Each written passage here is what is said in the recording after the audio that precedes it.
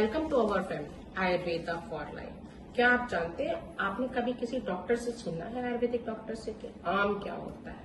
तो आम एक ऐसा कारण है जिसकी वजह से हम अक्सर बीमार पड़ते हैं। ये सारी बीमारियों का कारण होता है जब हमारी बॉडी प्रॉपरली फूड एब्जॉर्ब नहीं कर पाती है, हमारा डाइजेस्टिव फायर खराब हो जाता है, हमारा अनडाइजेस्टिव फूड ही जो है बॉडी में आम के रूप में जमा होने लगता है, जिससे श्रोतोवरोध होता है और जिससे हमारे चैनल्स ब्लॉक हो जाते हैं, हमारी अग्नियां मंद पड़ जाती है, हमारे दोषास जो होते हैं वात पित्त का, उनका बैलेंस बिगड़ जाता है।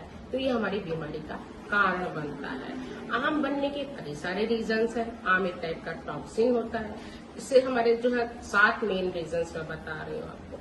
तो आप अपनी जठराग्नि के विरुद्ध खाना खाते हैं, जैसे ओवर ईटिंग कर लिया, जैसे हमारा खाने का है उससे ज्यादा हम खाना खा रहे हैं, एक्सेसिव फूड का इंटेक कर रहे हैं, या बहुत ज्यादा ऑयली फूड या ग्रीजी करी वाला खाना खा रहे हैं, या हम बार बार हम खाना खा रहे हैं, हर 2 घंटे बाद कुछ खाने बैठ जाके, उससे भी हमारी जठराग्नि मंद पड़ सकती है। या हमने एकदम खाना खाया, उसके बाद बहुत ज्यादा ठंडा पानी पी लिया, या हम लोग बहुत ज्यादा कोल्ड और आइस बेवरेज बहुत ज्यादा ले रहे हैं, तो उससे भी हमारी जठराग्नि मंद पड़ सकती है। इसके अलावा आप फूड को प्रॉपरली डाइजेस्ट नहीं हो रहा है तो भी हमारा जो है वो आम बन सकता है।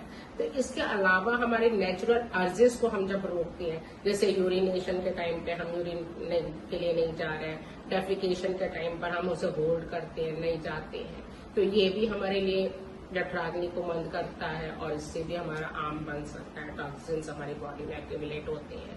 इसके अलावा जो है वो आप अगर अपनी दिनचर्या को प्रॉपरली फॉलो नहीं करते, स्लीप पैटर्न आपका प्रॉपर नहीं है, आप टाइम से खाना नहीं खाते हैं, टाइम से सोते नहीं हैं, या बहुत ज्यादा स्ट्रेस में हमेशा रहते हैं, तो ये भी आपके लिए आम बना सकता है।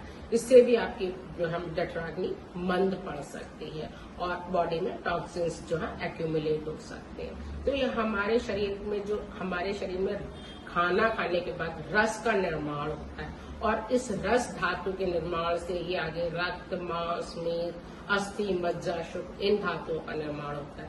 तो जब खाना खाने के बाद रस ना बन करके वो एक आम यानी टॉक्सिन बनता है, तो आप प्रॉपरली आपका शरीर नरिशमेंट नहीं हो पाता, न्यूट्रिएंट्स हमारी बॉडी में नहीं पहुंच पाते। तो आप इमेजिन कीजिए एक तरीके से कि जब ब्रेन में कचरा फंस जाए, ठीक वैसा ही हम लोगों का होता है, बिल्कुल वही सिचुएशन होती है।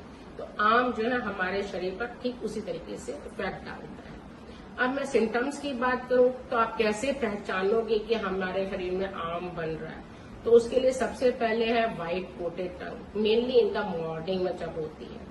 इसके अलावा आपको गैस, ब्लोटिंग, एसिडिटी या इंडाइजेशन बना रहता है, हमेशा बहुत ज्यादा थकावट महसूस होती है, ऐसा लगता है कि मैं हमेशा थकान फील हो रही है, बिल्कुल एनर्जेटिक आप फील नहीं करते हो, शरीर में भारीपन बना रहता है हमेशा, या आपको ब्रीदिंग में मतलब बहुत ज्यादा दुर्गंध आती है, स्टूल में दुर्गंध आती है, बॉडी या जॉइंट्स में हमेशा एकिंग रहती है, पेन सा फीलिंग होती है और स्टिफ रहती है हमारी बॉडी। स्किन हमेशा डल सी दिखती है, कभी भी बहुत ज्यादा शाइनी नहीं हो पाती है। ये ब्रेन प्रॉपरली हमारा फंक्शन नहीं कर पाता है, हम अपने आप को किसी भी काम में कंसंट्रेटेड नहीं कर पाते, फोकस नहीं कर पाते हैं।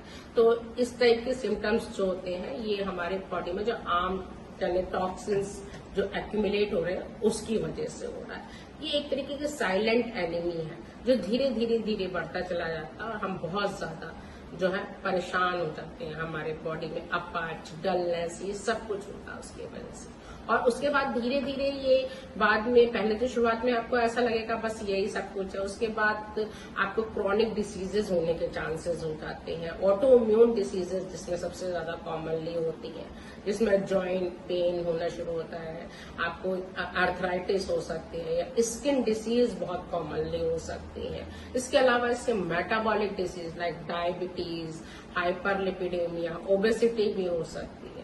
आम जो है हमारे इम्यून सिस्टम को भी कमजोर कर देता है, जिससे इन्फेक्शियस डिसीज होने के चांसेस भी बढ़ जाते हैं, वो भी बढ़े रह सकते हैं, कोई भी इन्फेक्शन होने के चांसेस बहुत ज्यादा हो जाते हैं। तो इस टॉक्सिन्स को एलिमिनेट करना बहुत ज्यादा जरूरी है, तभी हम हेल्दी रह पाएंगे। तो सबसे पहले आम को टॉक्सिन्स को हमको कैसे बाहर निकालना है, तो सबसे पहले तो यह है कि हम उसे एक्यूमुलेट ही ना होने दें, उस आम बनने से हम अपनी बॉडी को रोकें, और अगर बन गया है तो हमें उसे कैसे एलिमिनेट करना है, इन सब चीजों के बारे में आज मैं बात कर रही हूँ। तो सबसे पहले कि हमारी जठराग्नि को स्ट्रांग रहना चाहिए। बहुत ज्यादा मंद हो जाएगी तो ऑब्वियस सी बात है कि आम ही हमारे पेट में बनेगा। तो उसके लिए डाइजेस्टिव फायर को प्रॉपरली रखने के लिए आप मॉर्निंग में जिंजर वाटर ले सकते हैं, या हनी लेमन वाटर भी आप मॉर्निंग में ले सकते हैं। इसके अलावा आपको हल्का और सुपाच्य खाना लेना चाहिए, जैसे कि मूंग दाल की खिचड़ी हो गई, या सूप ले सकते हैं। इसके अलावा आप मतलब लाइट फूड ही लें, हैवी फूड, कोल्ड फूड या पैकेज्ड फूड को बहुत ज्यादा ना लें, अवॉइड करें उस टाइम। वीक में एक दिन फास्टिंग भी कर सकते हैं, इससे बॉडी नेचुरली डिटॉक्स करने का उसको मौका मिलता है। फिजिकली बहुत ज्यादा एक्टिव रहे, walk, yoga, stretching exercise, meditation जरूर करें। इसके अलावा इससे हमारे बॉडी चैनल्स जो है वो ओपन रहते हैं। इनकॉम्पेटेबल फूड कॉम्बिनेशंस को अवॉइड करें, जैसे सॉल्टी फूड है उसके साथ मिल्क ले लिया, या फ्रूट्स है उसके साथ मिल्क ले रहे हैं, जैसे आप शेक्स वगैरह बना के ले रहे हैं, फ्रूट शेक वगैरह ले रहे हैं, तो ये इस टाइप का खाना ना लें। या उड़द की दाल के साथ आप मिल्क प्रोडक्ट ले रहे हैं, वो भी विरुद्ध आहार है। या आप कई बार फिश के साथ मिल्क प्रोडक्ट ले रहे हैं, ये भी विरुद्ध आहार है। तो इन सबको आपको अवॉइड करना चाहिए। इसके अलावा अपने स्लीप पैटर्न को भी सुधारना बहुत जरूरी है। टाइम से आप सोए, टाइम से आप रहें। इसके अलावा अगर आपको अभी भी इन सब चीजों के बावजूद भी आपको लग रहा है कि मैं ठीक नहीं फील कर पा रही हूँ, मेरे अंदर क्या आम कट जो है या